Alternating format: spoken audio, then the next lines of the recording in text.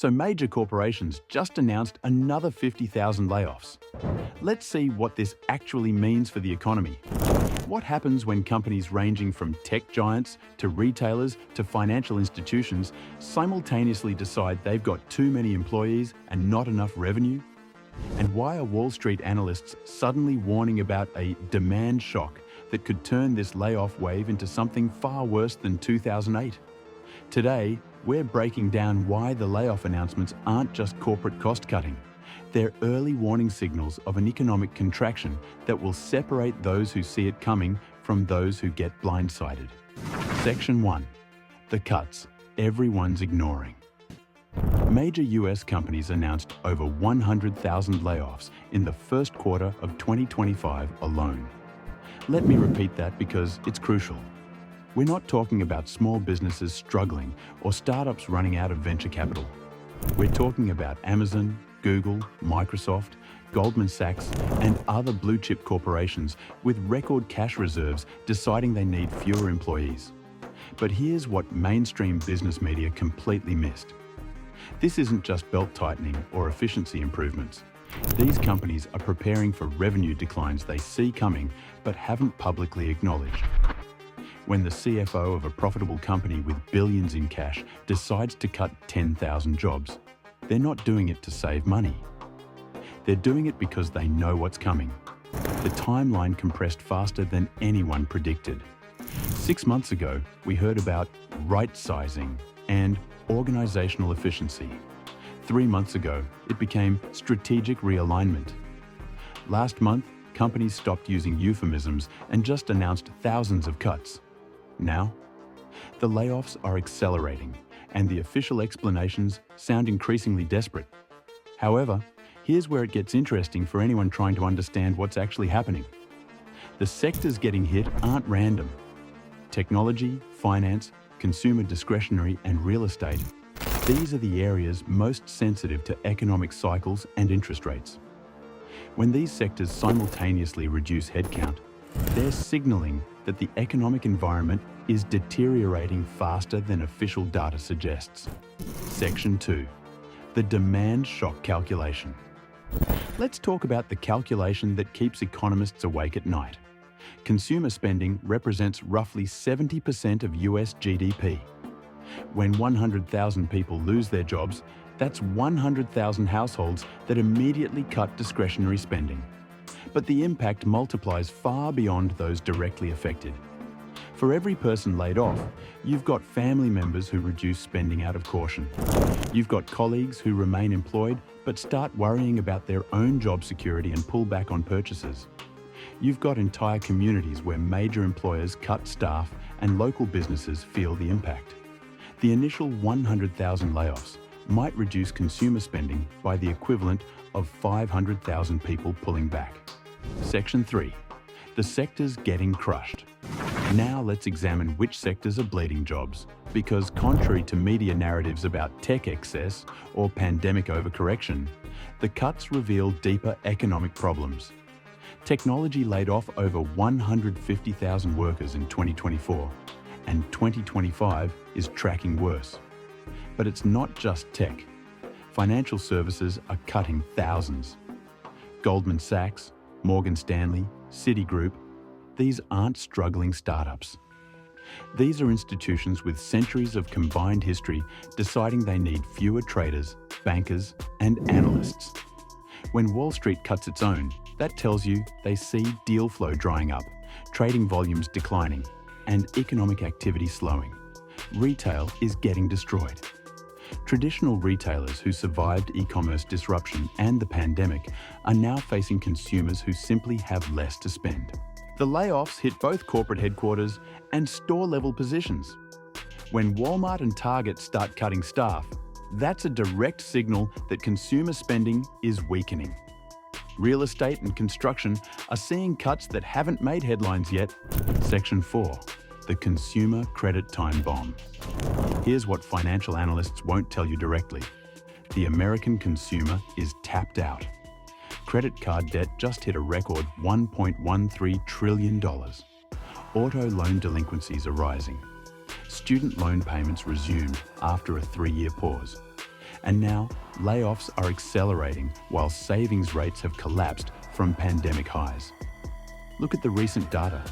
The personal savings rate dropped below 4% compared to over 30% during the pandemic. Excess savings that households accumulated during COVID stimulus are gone for the majority of Americans. Credit card delinquency rates are rising to levels not seen since 2010. This is not a consumer that can support continued economic growth. The real trap emerges when you realize that companies laid off workers expecting an economic slowdown. Those layoffs reduce consumer spending, which validates the company's concerns and triggers more layoffs. It's a self-reinforcing cycle that economists call a negative feedback loop. Once it starts, it's incredibly difficult to stop without massive external intervention. Compare this to previous cycles. In 2000 and 2008, consumers had room to increase borrowing to sustain spending even as unemployment rose. That cushion doesn't exist today. Section 5. The commercial real estate collapse. Nobody discusses. Let me explain something that most people completely misunderstand about the layoff wave's impact.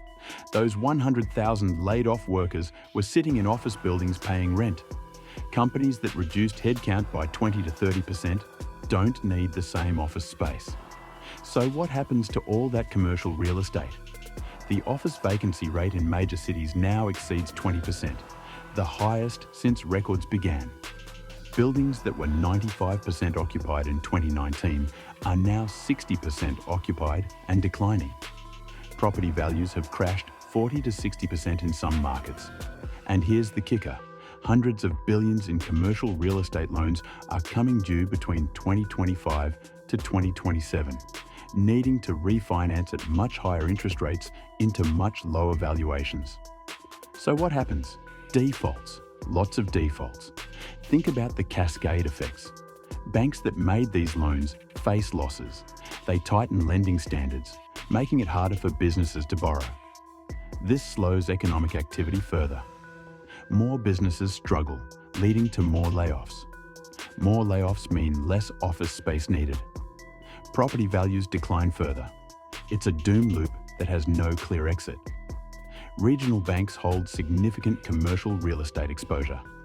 We saw 3 major regional bank failures in 2023 from commercial real estate issues, and the problem has gotten worse, not better. When the next wave of refinancing hits and borrowers can't make the math work, more banks will fail. And bank failures create credit crunches that impact the entire economy. Section 6. The government response that won't work. So what does this mean for policy responses? Should we expect stimulus packages and Federal Reserve intervention to save the day like in 2008 and 2020? Not exactly. The government's ability to respond to economic crises has been severely compromised by the actions they took responding to previous crises. If the Fed cuts interest rates to stimulate the economy, they risk reigniting inflation that's barely been contained. If they hold rates high to keep inflation down, they accelerate the economic slowdown and increase unemployment. There's no good option, only choices between different types of pain. The winning positions become clear once you understand the constraints. The government can't run multi-trillion-dollar deficits forever without consequences we discussed in previous videos. The Fed can't print unlimited money without destroying the currency. The tools that worked in 2008 and 2020 were only possible because debt levels and inflation were lower. Those conditions no longer exist. What actually happens is probably some weak combination of modest rate cuts, limited fiscal stimulus that gets debated for months, and a recession that's deeper and longer than would have occurred with more aggressive intervention. The government will do something, but it will be too little, too late, and constrained by the reality that the debt burden and inflation risks limit their options. For younger investors who've never experienced a real recession, this represents a crash course in how economic cycles actually work. The past 15 years of Federal Reserve put, where the government saved markets at the first sign of trouble, created unrealistic expectations. That era is over.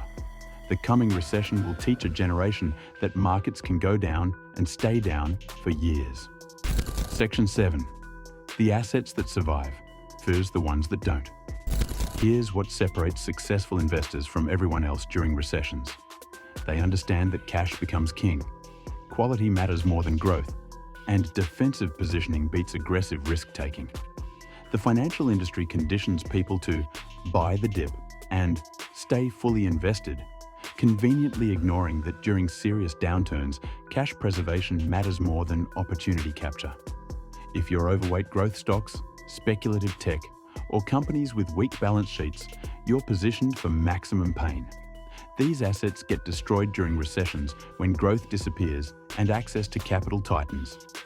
The high-flying stocks that went up 500% since 2020 can go down 80% just as fast. The defensive positions that work include companies with strong balance sheets, stable cash flows, and products people buy regardless of economic conditions. Think utilities, consumer staples, healthcare, boring businesses that won't make you rich but won't go bankrupt either. During recessions, not losing money is more important than making money. Cash and short-term treasury bills become attractive when earning 4 to 5% risk-free while waiting for better opportunities.